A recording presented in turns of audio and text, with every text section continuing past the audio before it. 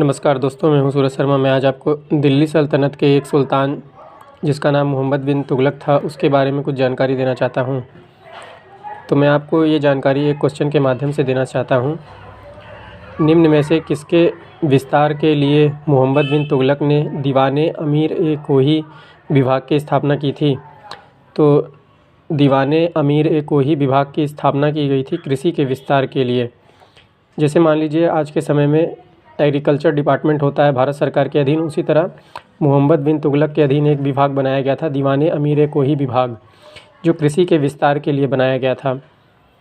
इसका ये काम था कि प्रत्येक इलाकों में एक प्रखंड अधिकारी को तैनात किया जाता था जो कृषि के विस्तार के लिए काम करता था और किसानों को कर्ज देकर कृषि के विस्तार के लिए प्रेरित करता था ताकि वे तरह तरह की फसलों का उत्पादन कर सकें। तो यहाँ पर मैंने इसका एक्सप्लेनेशन भी दिया है कि मोहम्मद बिन तुगलक ने दोआब में कृषि के विस्तार के लिए दीवाने अमीर-ए-कोही विभाग की स्थापना की। दोआब का मतलब दो नदियों का क्षेत्र। जैसे मान लीजिए गंगा और यमुना के बीच का क्षेत्र था, तो उसमें इसने दीवाने अमीर-ए-कोही विभाग की स्थापना करी थी।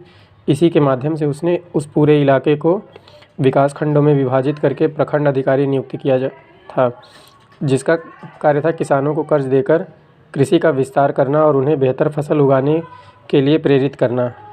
तो दीवाने अमीर-ए-कोही विभाग की स्थापना की गई थी कृषि के विस्तार के लिए, जिसका मुख्य काम था किसानों को कर्ज देकर कृषि का विस्तार करना और उन्हें बेहतर फसलें उगाने के लिए प्रेरित करना ताकि राज्य का भला हो सके और राज्य और अधिक समृद्ध हो सके। मोहम्मद बिन तुगलक ने इस प्रकार की नीति का पालन किया था अपने राज्य का विस्तार करने के लिए और अपने आप को शक्तिशाली बनाने के लिए, क्योंकि उस टाइम पर कृषि ही अर्थव्यवस्था का मूल साधन होता था।